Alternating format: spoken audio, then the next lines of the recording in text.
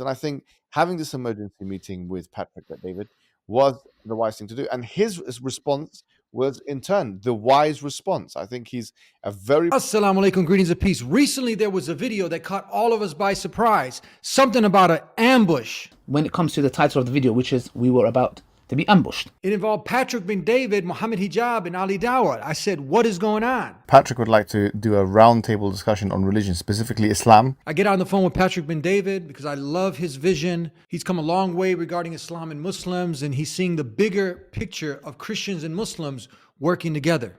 And what if Muslims and Christians come together? He's recently had on his program our brother Andrew Tate, Habib, Mike Tyson. Now Patrick is going even further, trying to set up a historic event, inviting myself to be a co-host with him, with some of the biggest names in the Muslim Christian world to try to accomplish this vision. Now, to get to the bottom of this, we had an emergency meeting with myself, Patrick bin David, and Mohammed Hijab. So let's find out what happened in this emergency meeting and what's going to happen next, God willing, inshallah. This is the Deen Show. I love you very much. I love all the work that you're doing. When I was ready to talk about it, I would only talk to Yes, and I was explaining how much respect I have for the faith of Islam. Welcome to the Deen Show. The Deen Show. We've been told that they're out to kill us all. Assalamu alaikum, brothers and sisters. We went to the streets to ask Americans about Islam. Here's what they said. Do you know anything about Islam? No. Do you know anything about Islam? No, sadly. Do you know anything about Islam? Not really. Do you know anything about Islam? No, sorry. You know what Islam means? Islam? No. We've been told that they're out to kill us all. That's what you've been told, that Muslims are out to kill you all. Well, that's what they say on TV. Anything. I know it's in the Middle East, isn't it? Well, then you can have 4 wives. Brothers and sisters, as you can see, there are so many Americans who don't know about Islam. We need your help to change that. Help us to build the Deen Center, the first mega Dawah center in America. Click to donate right now. May God Almighty Allah reward all of you.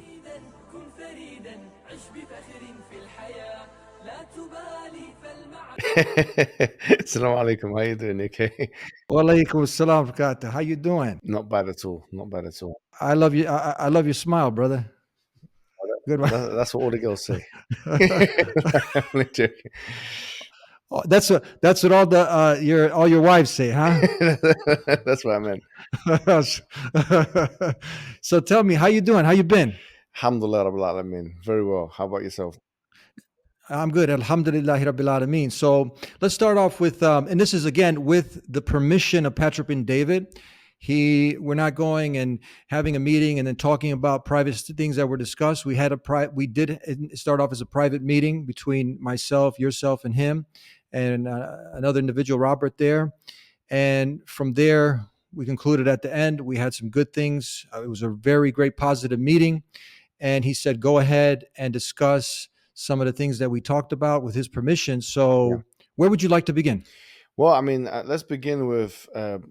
what happened exactly. So many people would have seen the video where me and Ali Dawah are basically talking about this negotiation that took place, and it was weeks and weeks long, these negotiations between us and Valuetainment, relating to a debate between us and some interlocutors about, in the first instance, about Judaism, Christianity, and Islam.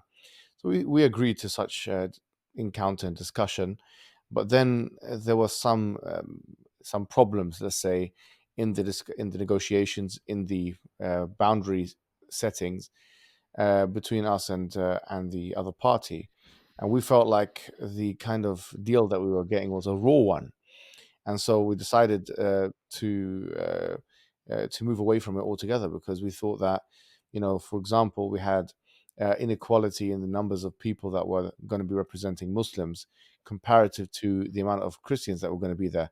If we include the host and the co-hosts and stuff like that, we had a topic which wasn't set and was yet to be set.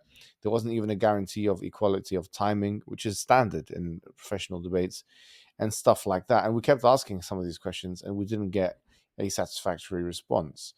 And so because we felt more and more frustrated by the whole experience, we decided to bring the matter to the public. And because of that and other things, we decided to speak to Patrick face to face about it on Zoom, with you, of course, as a moderator. And I think that was your initiative, and you should be given credit for that. Yeah, Alhamdulillah. alhamdulillah. I mean, because I think you see things that we don't see. Obviously, being in America, having spoken to him, having had private conversations with him, and to be honest with you, in that conversation, he came across as extremely facilitating. He came across extremely humble and generous, magnanimous. And so, if anyone shows us that level of energy, I think it's only right for us to respond in kind.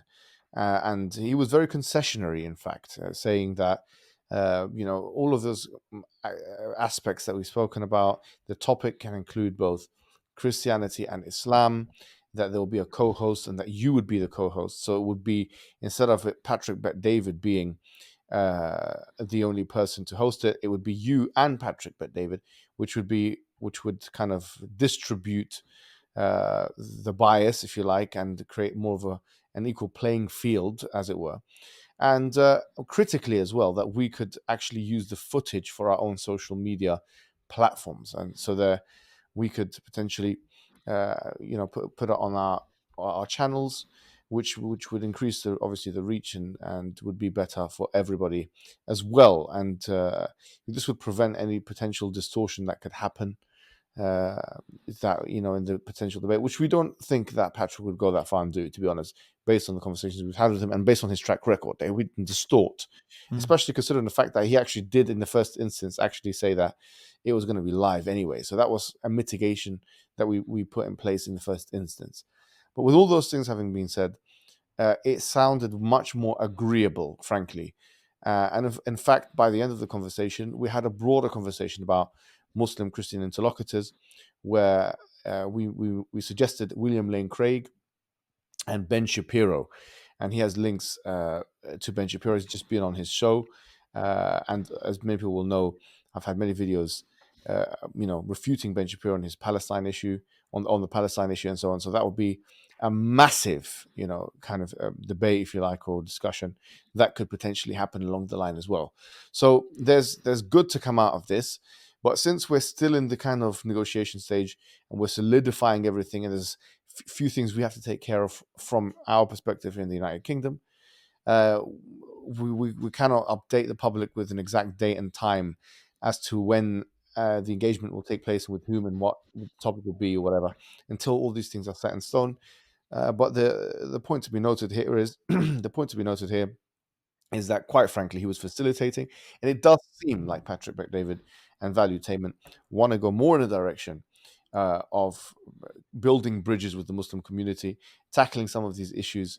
For example, the issues to do with transgender ideology and teaching LGBT curricula to children and things like that, which everyone, let's call it, I'm not going to say conservative, because we're not conservative from a ideological perspective, but certainly we're traditionalists, and we align more on those issues with US conservatives than we would do with liberals, agree on. So that's really the gist of the meeting. It was a productive meeting, a fruitful one at that, and it's only fair, just as we came out in public to reprimand and to criticize Patrick Bet-David, for us to come out and do the same thing when he's being so concessionary with us.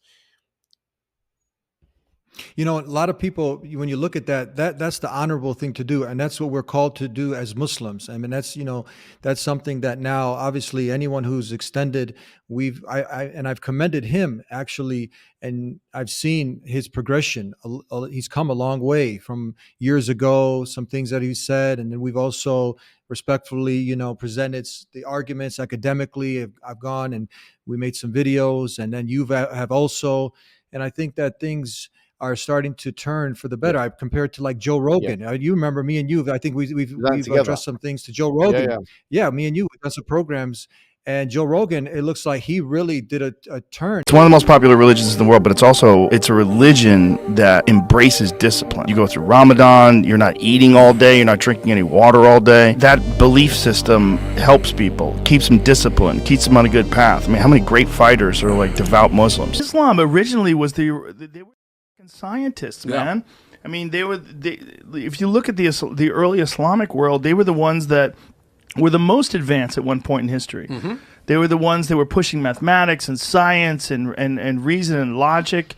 You know, it's just, it comes in cycles, man. It comes in cycles of suppression and dominance. And, you know, the real concern is unstoppable dictatorships like China and Russia. And when there's no dissent and no discussion. I've got a lot of friends who are Arabs. I've spent a lot of time in the Middle East. I love them. They're awesome. There are some factions that say we got to go blow ourselves up, and that's obviously wrong. Some factions of Christianity that are like that too, right? 100%, absolutely, in America, right? And I guarantee you, if we were being invaded and attacked by Muslims all the time, there'd probably be some radical fundamentalist Christians that would want to do the same thing, right? That some Muslim sects have done. Remember, he was having a lot of Islamophobes, and he was just really one-sided. But him also, he's been talking recently. You've done some videos on that, and we give credit where credit is due, because we're not trying to remain in some hostile environment. I mean, of course, we're going to call people out for their mistakes, their blunders, but we've tried to do it in a respectful manner, hoping that the door is open, that if the people want to come respectfully and sit with us, talk with us, not just talk about us, talk with us, and have a seat at the table. And I think this is going towards that path for the greater good, the greater picture. Absolutely. Do you know, and the public may not know that there was a time where Joe Rogan was actually on his show, and he had a particular T-shirt on which had the word Redzovich on it. Is it Redzovich, right? You remember? Yes. You remember that? I thought to myself, this looks unbelievable. What? Where's this familiar? And I realized, wait, Eddie Redzovich. So he had your surname. That was my last name. Yeah, why did he? So tell me, why did he have your surname on his T-shirt? I was just wondering. I said, look how Allah, God Almighty, these are like signs. Is a sign for him? I don't know. He had literally, he had like that was for my school. He had my Redzovic jiu-jitsu T-shirt on his, and we pointed that out. We got some, had some jiu-jitsu going. Yeah. We got some nutrition here. Well, you're not the only one. I mean, I'm not the only fan of your jiu-jitsu. Oh yeah? Yeah, I'm not the only fan of your jiu-jitsu because, I mean, we've got someone who's actually of note who is wearing your T-shirt. I mean, let's take a look at this. Hey, that's our buddy.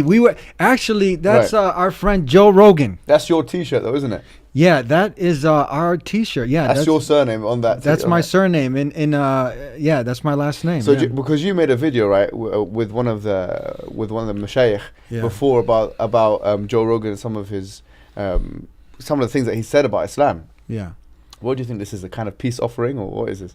I don't know. I think, like I mentioned in the video we did, we really wanted to reach out to Joe in a benign and nice, kind way. That shows you something very important, which is that the work that you're doing at the Dean Show and the work that's being done in terms of trying to put our 2 cents, if you like, in the narrative, is having such an impact that someone like Joe Rogan, who's considered to be like the top podcaster, maybe in the United States, maybe one of the top leading ones in the English-speaking world, that he's actually putting your T-shirt on, I think to be honest, I think it's a sign of respect. I think he's done that because he's seen your videos. He's clearly seen our videos together, that what we've put forward, and he's put that on to show, look, we're not against each other. I think he's done that as a sign of respect, and he also respects the fact that you're also a Brazilian jiu-jitsu practitioner. People don't know, but I don't know how many stripes you've got now in black belt. Is it 4 stripes, or 4 degree? Yes. Which is for those who don't know, that is, it takes years and years and years to achieve that. That is, that takes more than 10 years to achieve for the average person, maybe 12, 13 years. And so he respects that because he's a black belt himself, and he sees a Muslim, and he sees many Muslims like yourself in the UFC and so on, coming on and speaking about his religion in a very respectful way, which shows you that your approach has reached the highest levels, Eddie, which is something you should be really proud of. Alhamdulillah Rabbil Alameen. Alhamdulillah, may Allah, God Almighty, accept it from you, from me, from all of us, and continue to bless His work. And tell me, so you being now in a position where we've come a long way, having this emergency meeting, and now some of these names that you mentioned, hopefully they'll put this together. Why is this important? Why is this, and how is this something? This is historic. I think it is historic. And you were mentioning like if you look down 50 years, you Yep. said something brilliant, and people are not looking, ahead. If you want to look 50 years, repeat what you were saying. That's very Look, I powerful. mean, nowadays, if you look at what teenagers study in secondary schools, they study the civil rights movement because there were some paradigm shifting cultural moments. They study what happened with African Americans, they study feminism, they study all these kind of things that happened in '96 in particular. Yes, there was legislative change, but there was also a grassroots movement which was important enough to be studied 50 to 60, 70 years later. I think what we're seeing with the cultural wars nowadays is significant enough to be a historical event. And I think that because of social media, we as the Muslims do have now a voice in that particular historical moment. And people are going to be studying this. I do believe that people could be studying this 50, 60 years from now. It's as historically significant as all those things that were happening at that time. Because quite frankly, it's even more watched, it's even more popular, pound for pound, than those things were at that time. The only thing that's not there is legislative change. But I think it's as historically significant as what's going on in the 1960s. And so people will be looking at figures like Joe Rogan and studying them, I think, 60 years from now. Potentially figures like Patrick Bet-David. And I said that to him. I said that people were looking at valuetainment, doing courseworks and studies and theses about what was said, what was their stance with Muslims, and what was their stance with Jews, and what was their stance with Christians, and so on and so forth. These things are very important now. It constitutes the legacy, the cultural legacy of the history, really, the sociological history of the United States of America and the West in general. And we have a place on the table, as you've mentioned and said, as the Muslims. So we have to be careful how we strategize so that we don't agree to everything and we don't disagree to everything. We bring ourselves a favorable result, which means that we need to be wise with these things. And I think having this emergency meeting with Patrick Bet-David was the wise thing to do. And his response was, in turn, the wise response. I think he's a very pragmatic person, and you can't be that successful in business as he is and have, an empire of valuetainment and whatever, unless you are pragmatic like that. And so I think the more we think about the collective interest, the more things are going to go right for everybody. I like, and it made sense on both sides. This is why this meeting was so important. Having this meeting, now we can see like what the way you were presenting everything, and then he got into, he's very transparent. He was showing his emails, how he gets things, the short amount of time, this, that, and the other, and he really not knowing on one end who this person, on the other, these Islamophobes, career Islamophobe, and then you also, now it's coming down to the time that you need to know like what's going on so you can better prepare you, so you can see things from both sides. And then at the end it just coming together, because these people that were lined up, I mean, these are career Islamophobes. Absolutely. These are people with blood on their hands. These are people who, now you had the Andrew Breivik, was it? And he's mentioned in his Anders Breivik in his manifesto was mentioned these people. So this was very sensitive also, now that this is not a problem for you at the end. This is something that's your specialty and you've dealt with people like this. But it was nice to see how he had presented things. You could see where he was coming from, and then how everything just at the end, it came out to a positive ending. What were your thoughts about that? Absolutely. And I think, the way he presented it was that he had no idea who these people were. And I have good reason to believe that, especially in the second person, who's Rashid Hamimi, he wouldn't know who he was, because most of his content is in the Arabic language. So that, unless you have access to that, fair play, you won't know who he is. But these people have had strong anti-Islamic sentiments, and they attack the Prophet of Islam. Not just that, not just the fact that they attack the Prophet of Islam and Muslim people, but they effectively try and make life harder for Muslim people in the West. I mean, some of the organizations and what they're dealing with, they are making things harder for Muslims in the West.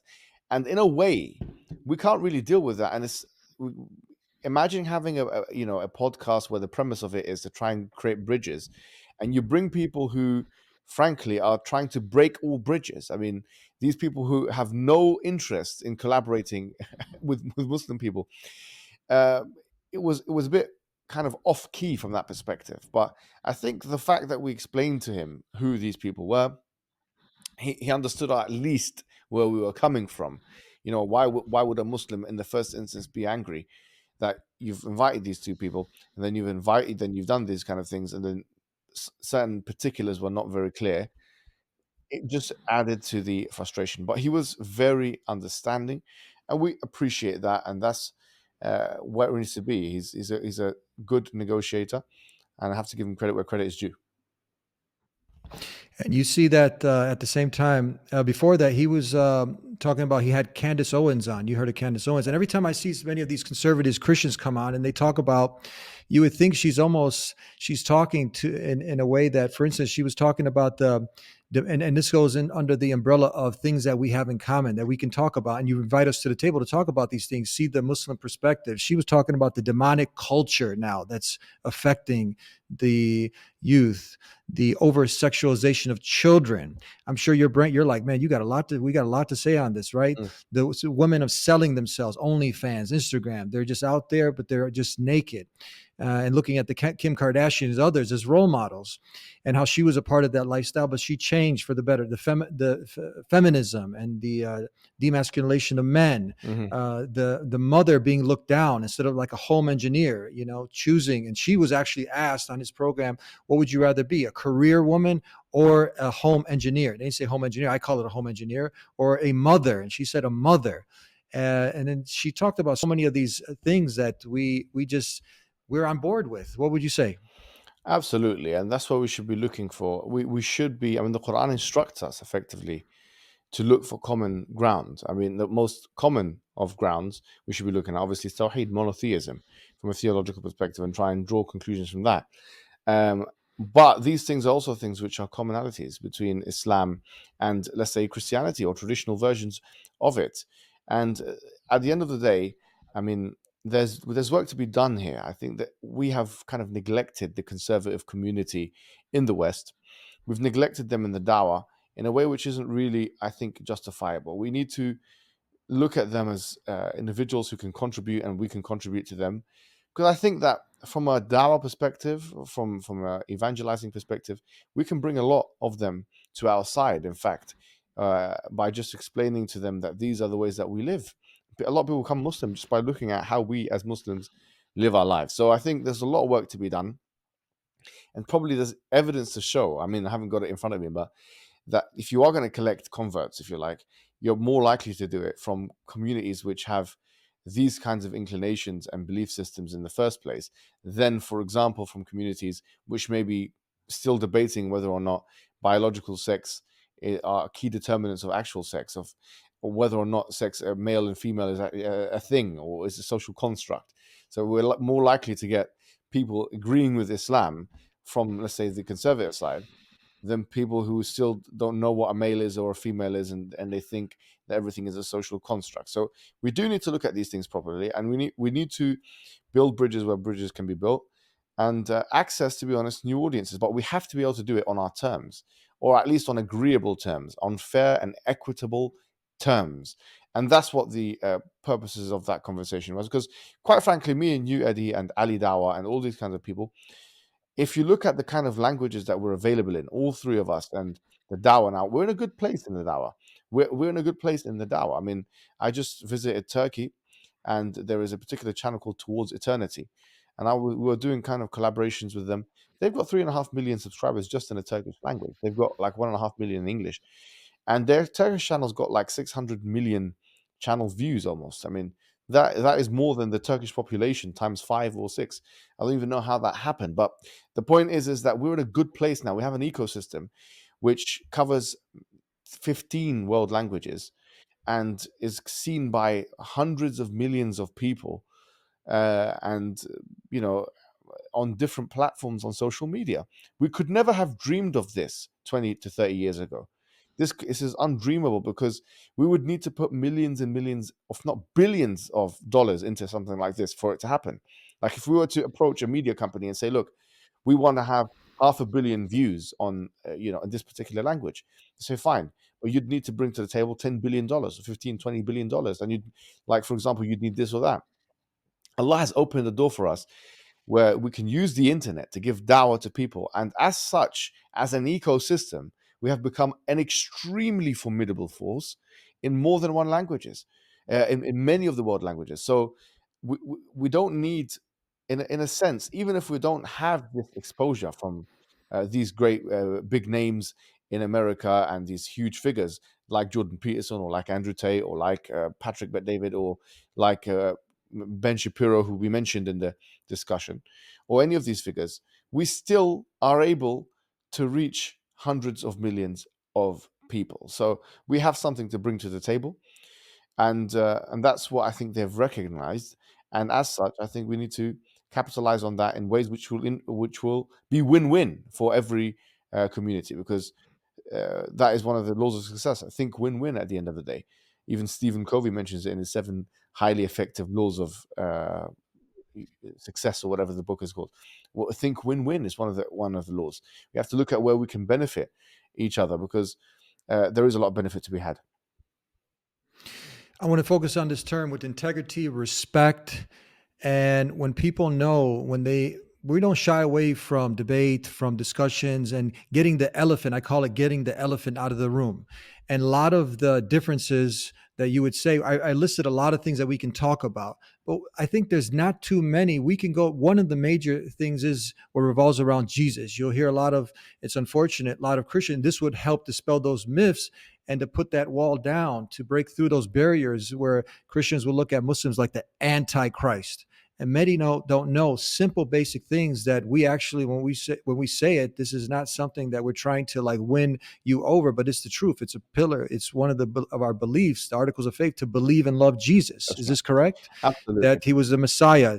That how can you be anti-Christ when you love Christ? That you believe in his return, that you believe in his immaculate conception, that was born of Virgin Mary, that he did many wondrous miracles, all by the permission of God, and that we call him by what he was called in the Bible as a prophet, a mighty messenger, and we say peace be upon him. I've done many shows with different Christians. One in particular, Owen Benjamin, it comes to mind. He was on the Joe Rogan show, famous comedian and actor. Not actor, but comedian. Yeah, I mean, he said some acting. He was with the Louder Crowder. He was a script writer, and he knows many of the same people Patrick knows. He's on the Joe Rogan show. When me and him had just had a nice discussion going back and forth, Christian, Muslim, and then he has his viewing audience. They call him the Bears. They were like, man, how in the world were we so just brainwashed and so deceived? And they actually, for 20 years, you read some of the things that they were saying. They're like, I cannot believe that we were thinking this way of Muslims. They're duped with everything else. They don't believe, the news. They call it fake news. But with this, they were swallowing it hook, line, and sinker. But just from us having a nice back and forth conversation, they were like, it was like the veils were off. So that's why this is so important. Your thoughts on that?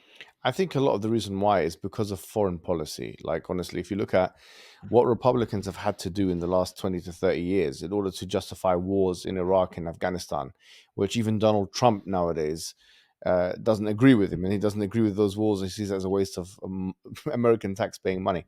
But let's put that to the side. The point is that in order to get people on board with such wars and to rally public support, you need to dehumanize effectively people.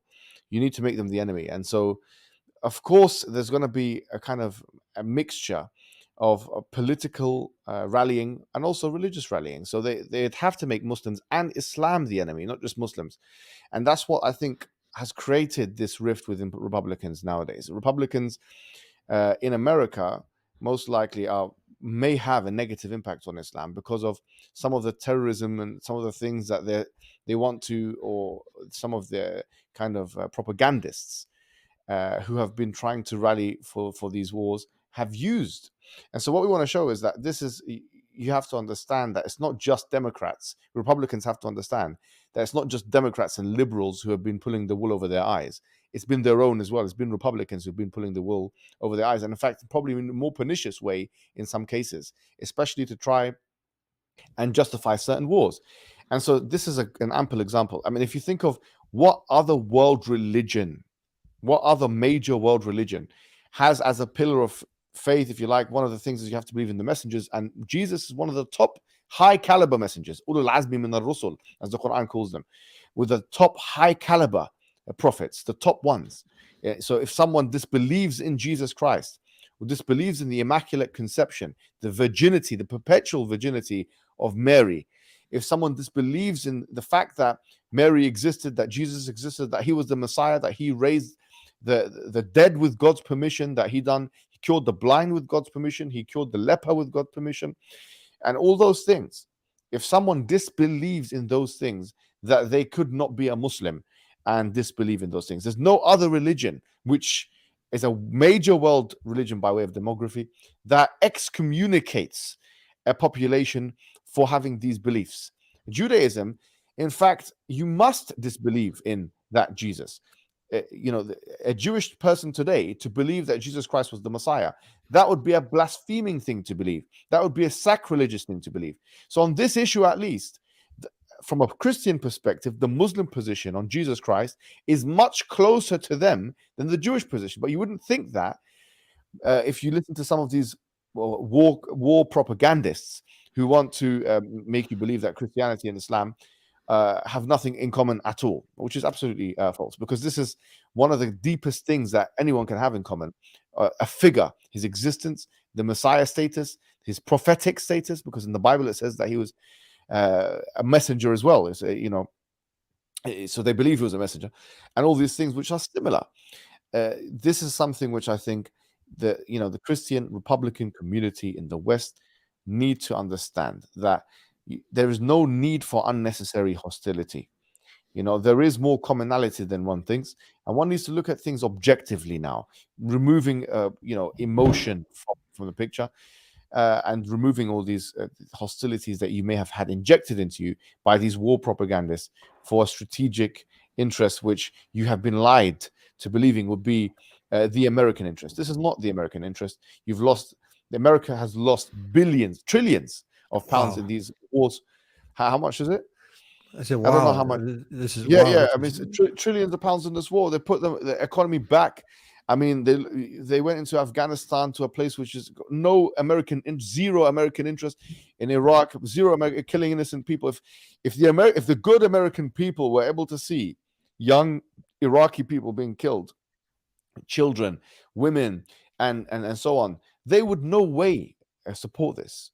But this has been kept away from them. And even Donald Trump, as I say, who's now running, I'm not sure, running for public president again, he acknowledges this, and I think there's a growing trend within Republicans to acknowledge this fact. But that's where a lot of the hostilities come from. If you understand that, then you understand that there's more work we can do to build bridges and to understand each other properly, and to understand the religion of Islam properly, because you cannot coexist with someone who you don't understand.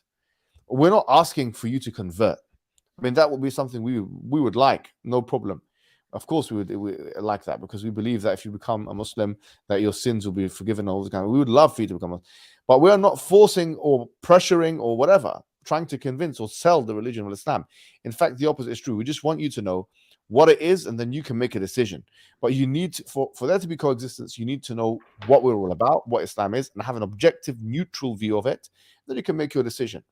But where you're getting right now Islamic information is from war propagators, and that should be something Republicans in America understand. That's beautiful. I like that analysis. And just for someone to think, you have a war you want to push, and Patrick Ben David, he talks about this. He talks about, what is it, Blackwood and so many of these military industrial complexes. And now, look, if there's no wars, there's no money to be made. So we got to make an enemy. So you make the Muslims enemy. But most people, they're not going to just want to go attack human beings under the cross of the world. So then you got to demonize, right? You got to demonize and make a fake boogeyman. And people are starting to see through this. This is brilliant how you put this together. Just a couple more things. And then one more thing on this is, stop what you have is many people trying to push their interpretation and have us swallow it. It's like someone coming along and saying, no, they're saying, I'm this type of Christian, you believe this, that, and the other. And the person is trying to push a KKK version type onto the Christian. They're trying to, these Islamophobes and others, trying to misinterpret the text, cherry picking, and putting things not in their proper place, and then pushing this to the people. You see a ton of this happening, don't you? Let us interpret our text scholarly. We have a scholarly tradition the right way. You're not going to come and tell us how to interpret our religion. You see a lot of this happening? We do see a lot of that happening, and that's why I think a lot of the conversation needs to happen with people that effectively have the self-dignity and integrity to say, okay, well, what do they say? I mean, look, there's two kinds of cases that are made about Islam and Muslims, and we have to separate them. There's theological cases and sociological cases. So the theological case is to say that, okay, Islam states X, Y, and Z. So the Islamophobe may say, or let's just say the anti-Muslim person may say, Islam states that you can kill civilians, you can kill non-combatants, right? That's the positioning. Okay, so that's what they're saying. And then the other one will say, the other person may go further and say, well, actually, Muslims believe in that as well. So Muslims believe in, so not only does Islam say it, but Muslims believe it. So these are two separate claims, really. One is a theological claim and one is a sociological claim.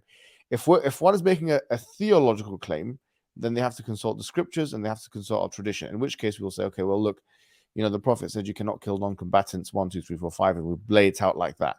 But if they say Muslims believe, now that's a sociological claim. So if you bring out Pew Research and say, well, actually, according to Pew, there are some countries when they were asked about ISIS, 100% gave them a disapproval rate, 100% of the population of Muslim countries. I mean, that is so difficult to find in anything polled. 100% disapproval rating, right? So then that's a sociological claim. So if we're saying, okay, whether it's a sociological claim or a theological claim, you lose here. You cannot force this upon our populations and our people. But if you say, no, actually, we've read this verse, and it must mean that you guys believe this, and all of you are practicing taqiyya, and there's a collective taqiyya going on, and 100% disapproval rating on some countries in Pew Research just happens to be a massive conspiracy, then the conversation must end there, because then there's nothing we can do to try and convince you. You are effectively projecting and superimposing an image of Islam which you want to be true. Whether we try and disprove it to you theologically or sociologically or not, whether we show you the evidence or not, you're always going to have the same opinion. And if some people in the American and Western populations want to believe that this is what Muslims believe in order to justify whatever it is, wars it may be or hostilities, then that's where the conversation collapses. But as you said, they have to be integrous enough to be able to accept basically what we're saying about it. This is what we interpret. This is how we interpret it. This is what the centers of power in the Islamic world say. If you say, well, Al-Azhar may say this, and Medina University may say this, and Deoband may say this, and Nadwat al-Ulama may say that, and these are major centers of academic powers, but we think the Muslims, they're all lying about it. This scholar in the classical tradition said this, and this scholar, they're all lying about it. 100% disapproval rating in some countries in Muslim world against ISIS, they're all lying about it. There's nothing I can do to help you. In that case, what you're doing is you're smashing your head against the mountain and expecting a result. So if the American people or the Western people want the truth, they're going to have to start pulling the wool, off their eyes and start looking at the truth with both eyes open. And that's what we're calling them to. Last thing I want to mention, two more points. One is when you said lying, this whole thing is just absurd when you hear this term taqiyya. And now, even some Muslims now, because there is certain things in Islam, obviously, when you're trying to reconcile between people, your wife cooks you a bad meal, and then you're saying, hey, no, honey, it's actually good when it's not that good. Even this is how truthful Islam is. And we know the evil of nature of, how so many hadith that you can bring over and over and statements of the liar. This is somebody that, is looked so down upon. Now, taqiyya being a concept that is not according to the Sunni, according to the Orthodox, but you have some sect, I believe, Shiites who use this concept. This is a particular sect of the Shia. But what do you have for people who now they push this term of these Muslims? Because how are you going to sit at a table and have a nice discussion when in the back of his mind he's thinking these guys are doing taqiyya? So the trust is just not there. How do you address that? You can look at any religious tradition and find something like Paul, for example, he says, I'm a Jew with the Jew and a Gentile with the Gentiles. I mean, there's many verses in the Bible which can give you the impression that you can be pragmatic in order to lie. If you want to do that. Yeah, Paul says that. He says, if my lie, this is not to disrespect or anything, but this is in the Bible. He says, if my lie, by lying, I'm bringing people to the truth, then how am I called a sinner?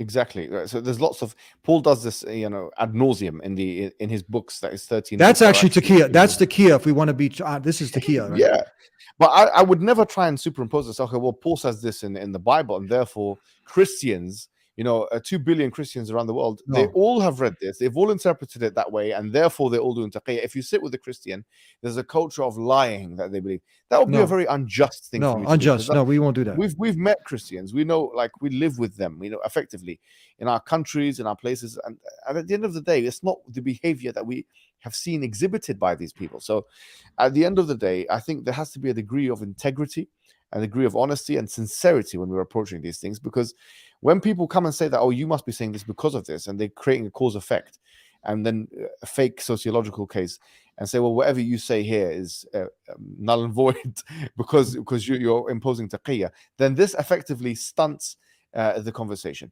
What we want to do is we want to have a conversation with people where they respect where we're coming from, where we respect our interpretations, where they understand why we're coming to our conclusions, and that's really it. And so if we're able to have these conversations with Christians and Jews and other people, then that's the first step towards coexistence. It's a proper step towards coexistence. They need to be able to understand that in our faith tradition, we wouldn't lie about what our faith constitutes. There's very severe warning about that, in fact. The Quran says, وَأَن تَقُولُوا عَلَى اللَّهِ مَا لَا تَعْلَمُونَ. That one of the worst things is that you say about Allah that which you don't know. And the Prophet Muhammad sallallahu alaihi wasallam, he said that مَنْ كَذَبَ عَلَيَّ مُتَعَمِّدًا فَلْيَتَبَوَّأْ مَقْعَدَهُ مِنَ النَّارِ. Whoever lies about me intentionally, let him prepare his seat in the hellfire. And this has been narrated by more than 42 companions. It's one of the most narrated hadiths in all of hadith traditions. Whoever lies about me intentionally, then let him prepare his seat in the hellfire. And as you've mentioned, there's so many hadiths talking about the importance of speaking the truth, and that if you're lying, it leads to the hellfire effectively, and all this kind of thing. So we wouldn't lie and compromise on our religion. That would be weak. That would be a weak behavior. And in fact, the Quran says that if we did that Allah would replace us with people who will وَلَا يَخَافُونَ لَوْمَةَ لَائِمٍ. They don't fear the blame of the blamers. So we don't fear any of the opponents. We tell people what we think our belief is. But as I say, they must have the integrity to come forward and listen to what we have to say. And that's it. And this is the first step towards coexistence. Of course, the interlocutors that were going to come, we're not even mention their names, but they don't have this approach, unfortunately. Both of them have this approach of superimposing Islamic beliefs on populations. Both of them want the Western people to believe that, in fact, if the populations, if these are dangerous people, the Muslims are dangerous people for X, Y, and Z reason. This is what it says in their books, and they all believe this, and they're all doing this lying and deceptive and this kind of paranoia. That they're supplanting on the people and pushing and encroaching on the population is exactly what's stunting our growth as communities and our ability to coexist with each other. And that's what happened when you got paid provocateurs. You got these paid the Islamophobes. This is how they make their livelihood. So obviously they have to do this, and they're giving the fringe element interpretation onto the general public. We got to cut out. A couple of things came to my mind. The Quran. You mentioned the Quran, verbatim word of God Almighty, the Creator Allah. You mentioned it, and it came to me the passage of the Quran describing the Christians in there.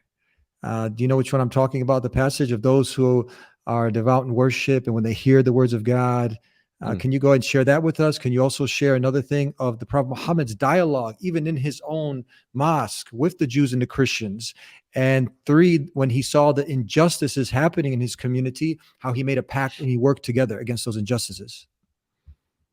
Well, actually, there's been many pacts that have been done between the Prophet Muhammad ﷺ and the people of the book. And this is something which a lot of people don't want to admit. But it's mentioned in our most early sources. Ibn Shihab az-Zuhri has actually, who was one of the people that were entrusted with codifying the Sunnah, one of the earliest state-authorized codifiers of the Sunnah, Ibn Shihab az-Zuhri. He had an entire book which details inside of it the constitution of Medina and how the Prophet Muhammad ﷺ actually enshrined rights in this pact or agreement between Muslims and Jewish people, who were another minority group with the Prophet Muhammad ﷺ, and that he would protect their wealth and their lives. And this is a very famous passage, which they find very difficult to deal with. And a lot of them, when I was reading their works, I found that they found it extremely difficult to deal with. And so this is one aspect that Islam has always allowed Christians and Jews to live within their own frameworks. In fact, this is how deep it is. to live within their own frameworks, to have their own courts, where they can have their own books, legislating for their own communities. Yes, and they were not forced to become Muslim, which is what some people say. And the Quran makes this clear. لا إكراه في الدين قد تبين الرشد من الغي. That there's no compulsion in religion. That truth has been made clear from falsehood. And the Quranic message about Jews and Christians is that they are not all the same. ليسوا سواء. They're not all the same. And that some of them you can trust and some of them you cannot trust. This is the kind of nuance that that is actually, it shows high level precision and sophistication in dealing with a major population instead of what they're doing, in fact, because they're saying all Muslims are like this or most Muslims are, they're dangerous people. That's actually unsophisticated sociological analysis. Aside from being false, it's unsophisticated sociological analysis. The Quran has a different kind of methodology. It says that some of them إن تأمنه بدينار يؤدي لا يؤديه إليك, that if you give them 1 dinar, they will not give it back to you. And some of them that if you give them a qintar, which is effectively like a hoard of money, يؤديه إليك, he'll give it back to you. You know, so in other words, some Christians and Jews are trustworthy. Some of them, they're not trustworthy. Even if you give them 1 coin, they will not give it to you. حتى ما دمت عليه قائمة. You have to be watching over him in order for them to do that. So Christians and Jews, according to the Islamic conception, are not all the same. That's probably one of the most fair things anyone can say about anyone sociologically. And Islamically, the same thing can be said about Muslims themselves. The Quran says, منهم مقتصد منهم سابق منهم ظالم لنفسه ومنهم مقتصد ومنهم سابق بالخيرات. There are 3 types of Muslims mentioned in the Quran. Some of them are oppressive to themselves. Some of them are mid-range. And some of them are racing in good deeds. So some Muslims themselves are not all the same. Christians are not all the same. Jews are not all the same. And Muslims are not all the same in temperament, in personalities, and behavior. And so this is the sophisticated sociological / psychological analysis that the Quran puts forward that we as Muslims believe in. And the verse that you were mentioning was talking about some of them will hear the verses, some of the Christians and Jews, they will hear the verses. تَفِيضُ أَعْيُنُهُم مِّنَ الدَّمْعِ. They will cry when they hear those verses because of what they have recognized from the truth. You see, so there is so much praise. In fact, it's not just there's this praise of the clergy. Let's be honest. I mean, there's مثل الذين حملوا التوراة ثم لم يحملوها كمثل الحمار يحمل أسفارا. There are some people that have been entrusted with the Torah, حملوا التوراة ثم لم يحملوها, and they were not sufficient in holding that. They are like donkeys with books on their backs. So there's criticism of the Jewish clergy and how they dealt with the books. فَوَيْلٌ لِلَّذِينَ يَكْتُبُونَ الْكِتَابَ بِأَيْدِيهِمْ ثُمَّ يَقُولُونَ هَذَا مِنْ عِنْدِ اللَّهِ لِيَشْتَرُوا بِهِ ثَمَنًا قَلِيلًا. So woe to those who buy the book, purchase the book with their own hands, and they say it's from God, so they can buy with it a paltry price. فَنَبَذُوهُ وَرَاءَ ظُهُورِهِمْ. They threw the book behind their back. Or in another verse it says يُحَرِّفُونَ الْكَلِمَ عَنْ مَوَاضِعِهِ, that they changed the word outside of its context. So they've changed the word, they were not entrusted with it. There's lots of criticism of the Jewish clergy and the Christian clergies, but there's also lots of praise, and that is a healthy analysis. Unfortunately, in some quarters in these Republican areas, we don't find this healthy analysis, and it's high time we start doing that. And this has been the criticism by many Christians themselves. They're seeing the sellout, of what's happening, with the alphabet movement and the churches allowing, certain people coming in the church and disrupting, the relationship between male and female. So they also see this themselves, and the Quran is making this beautiful balance. With that said, anything else? We had this emergency meeting, looking forward to the great things, inshallah, for greater good in store. Having this meeting with Patrick was very, very it came out very nice. If people are going to watch this space, they're going to see, because if you're going to be co-host as well, I mean, some of that you're going to be watching your space, the Dean Show space, watching my space, Mohammed Hijab space, Ali Dawa's channel, all these channels, that's why they should be subscribing to these channels so that all the notifications should come up. Especially the Dean Show, which is one of the most important Islamic channels on the internet. I'm sure they've already subscribed, and if they haven't, shame on them. But that's something else. I'm only kidding. But the point is that I think that if people watch the space and see what happens, if we get favorable terms and if we're able to mitigate everything, we're not in a rush, because at the end of the day, we're negotiating on behalf of the community. We're not doing it for ourselves. It's not about a bit of limelight here and there, because we're kind of satiated from all of that anyway. That's not something that we in need of. But what we do want to do is create balance and create community cohesion, build bridges, and put forward the Islamic message of Tawheed, which we hope we will be able to do to greater audiences. So people will watch the space and see if we can actually do that. And it will be pretty epic, I think, if we do. Inshallah, God willing. Thank you, my brother. Thank you Jazakallah so khair. much, brother. Assalamu alaikum. Alaikum salam. Alhamdulillah, brothers and sisters, we've acquired the future Deen Center property and we want to get the masjid open first. It's all coming along. We're installing the doors. We can make wudu. We've installed the carpets. We have many details to finish up, but it's coming along. Alhamdulillah, we need a new roof, we need new windows, and we need a minbar. That's right, we need a minbar for the masjid. Now, if all of you want to be a part of history and help build a house of worship, build a masjid for the sake of Allah, so Allah, the Creator, can build for you a house in Jannah, click the link below, donate right now. May God Almighty Allah reward all of you.